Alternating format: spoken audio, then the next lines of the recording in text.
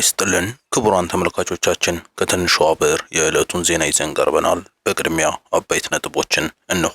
የኢትዮጵያ ዝምታም ያስጨነቃት የምትመስል ኤርትራም ተከታታይ መግለጫዎችን እያወጣች ነው። ዛሬ ባስ ብሎ ዓለም አቀፍ ተቋማት ኤርትራ ላይ ወንጀላቸውን አሰምተዋል። ከ30 በላይ ዓለም አቀፍ ድርጅቶች ተሰባስበው ኤርትራ ላይ ውግዘታቸውን ሀገራትም እርምጃ እንዲወሰድ ጫና እያደረጉ ነው። ዛሬ ጥሩ ቀን አይደለም ለኤርትራም። ዝርዝሩን ነግራቸዋለን። ጠቅላይ ሚኒስትር አብይ አህመድ ኢሳያስ አፈወርቂን በሚመለከት ያስተላለፉት ሚስጥራዊ መልእክት በአንድ ጀነራል ይፋ ሆኗል። እኚሁ ጀነራል ጠቅላይ ሚኒስትር አብይ አህመድ ኢሳያስ አፈወርቂን በሚመለከት ነግረውኛል በማለት ይፋ ያደረጉትን ሚስጥር በመረጃችን ነግራቸዋለን። በሌላ በኩል ከባድ ማስጠንቀቂያም ከደቡባዊው የትግራይ አካባቢም ለህወሓት ተላልፏል። የጌታቸው ረዳም የትውልድ አካባቢና በርካታ ታማኞችን አፍርተውበታል የሚባለው ደቡባዊ ትግራይ እስካሁን በህወሓት ኃይል ያልተደፈረና አመራሮቹም ያልተቀየሩ ናቸው። ዛሬ ታዲያም የአካባቢው መሪዎች ጠንካራ መልእክትና ማስፈራሪያም ለህወሓት ልኳል።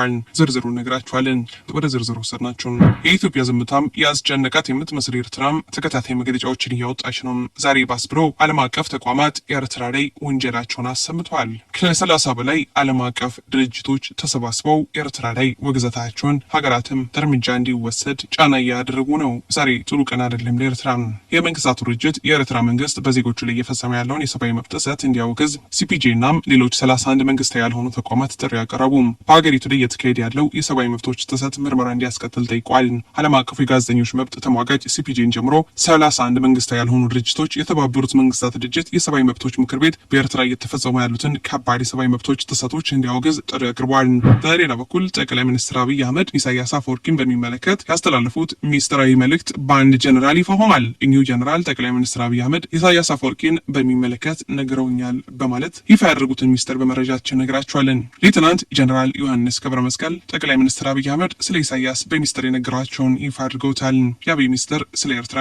አብይ ወደ አስመራ ከተመላለሰ በኋላ የመጀመሪያ የጠየቁት ነገር ኢሳያስን እንዴት አገኘው የሚል ነበር። እሱም ኤርትራን ፀሐይ ላይ እንደተሰጣም ቆዳን ያስመሰላት ኤርትራም በግፍ ላይ ያለፈች ነው የሚል አስተያየቱን ሰጥቶኛል ብሏል። እኔ ለእነርሱም ለኤርትራ ታግያለሁ የሚሉት ዮሐንስ ገብረ መስቀል በተለይም በቀይ ኮከብ ጊዜም ለነሱ ለሻዕቢያ ተዋግቼም አትርፌያቸዋለሁ። እሱ ግን አሁን ይጸጽተኛል። የኢሳያስ አምባገነን መንግስት ሀገሩንና ቀጠናውን እያተራመሰ ነው ብሏል። ናቅፋናም ከሳህል የቀበሮ ጉድጓድ ውስጥ አውሬ ሆነው ቆይተው ይህንን አውሬነት ይዘው ወደ ኤርትራ ህዝብ መጡም። ጉድጓዳቸውን ከናቅፋ ወደ አስመራ ዞሩት እንጂ ያክፋታቸው አሁንም ቀጥሎም ሀገሪቱን በግፍ እያቆዩ ነው ይላሉ ጀነራሉ። ኢሳያስ በኢኮኖሚ ሀገሩን እያደቀቀ ነው የሚሉት ጀነራሉ እስካሁን ድረስ አንድ ፋብሪካ ብቻ ከፍቷል። እሱም ሳዋ ነው። በግዳጅ ወጣት እያስገባም ወታደር ብቻም የሚያመርትበት ፋብሪካ ብለዋል። ህወሓት ከዚህ ድርጊቱና ከኤርትራ ጋር የጀመረውን ጥምረት እንዲያፈርስና ወደ ኢትዮጵያም እንዲመለስ ያሳሰቡት ጀነራሉ ህወሓትና ኤርትራም በይፋ አጋርነታቸውን ካወጁም እኔ ራሴም የመንግስትን ፍቃድ ሳልጠይቅ ወደ ድንበር ዘምታለሁ ማለታቸው ይታወሳል። በሌላ በኩል ከባድ ማስጠንቀቂያም ከደቡባዊው የትግራይ አካባቢም ለህወሓት ተላልፏል። የጌታቸው ረዳም የትውልድ አካባቢና በርካታ ታማኞችን አፍርተውበታል የሚባለው ደቡባዊ ትግራይ እስካሁን በህወሓት ኃይል ያልተደፈረና አመራሮቹም ያልተቀየሩ ናቸው። ዛሬ ታዲያም ከአካባቢው በተለይም የአካባቢው መሪዎች ጠንካራ መልእክትና ማስፈራሪያም ለህወሓት ልኳል። ወደ ደቡባዊ ትግራይ በኃይል መግባት ቀይ መስመር ነው ሲሉም የደቡባዊ ትግራይ ዞን ዋና አስተዳዳሪው ሀፍቱ ኪሮስ ተናግረዋል። በቅርቡ በደቡባዊ ትግራይ ዞን በሚገኙ ከተሞች የተቃውሞ ሰልፎች መከናወናቸው ይታወሳል። ለዚህ ደግሞ ምክንያቱ የህወሓት ሊቀመንበር የሆኑት ዶክተር ደብረጽዮን ገብረ ሚካኤል በዚህ አካባቢ ያሉ አመራሮችን እንደሚቀይሩ መግለጻቸው ነበር። በአቶ ጌታቸው ረዳ የሚመራው የትግራይ ክልል ጊዜያዊ አስተዳደር ከስልጣን ከተነሳ በኋላ የነ ዶክተር ደብረጽዮን ቡድን በትግራይ የተለያዩ አካባቢዎች የአመራር ለውጥ ማድረጉ ይታወቃል።